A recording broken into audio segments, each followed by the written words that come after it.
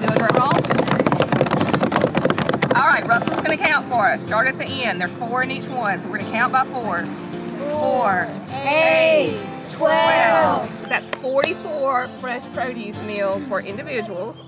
My name is Cecilia Stevens with the LSU Ag Center. I'm a CDC HOP agent in the Northeast region, and I'm a local food systems coordinator focusing on work in Madison, Morehouse, Tensas, and East Carroll parishes, bringing healthier food and food access to our citizens of this region. I do a lot of research based on the programs that the citizens say that they need. An example of that is the Grow to Road to Share program, which developed when people began to call us and ask questions about what to do with all the extra produce they were growing during COVID.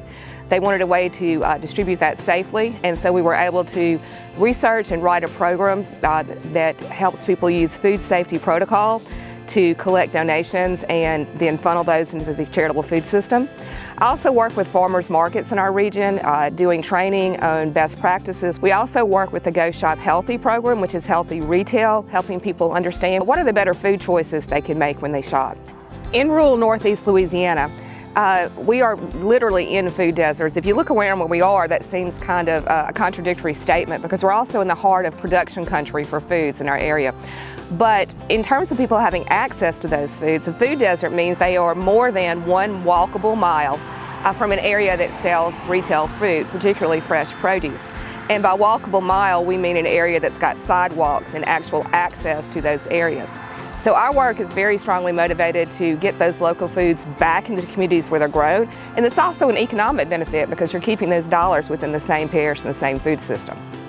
The Grow to Road to Share has 3 workable components. That is the agent who decides to implement the program in their parish, and building the collaborations. It's a very collaborative program within the extension service between 4-H, A&R, and horticulture agents. So that's very important for us to make those collaborations.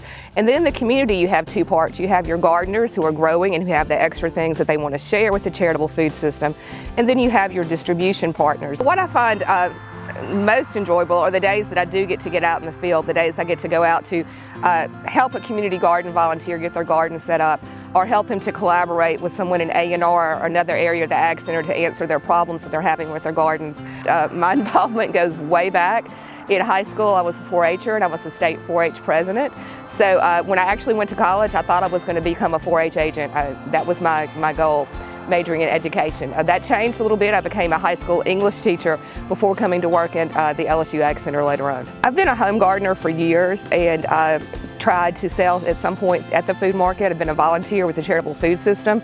And so when the job was advertised, it really hit all the things that were interesting to me as an individual, and to be able to tie that into my work has been very fulfilling.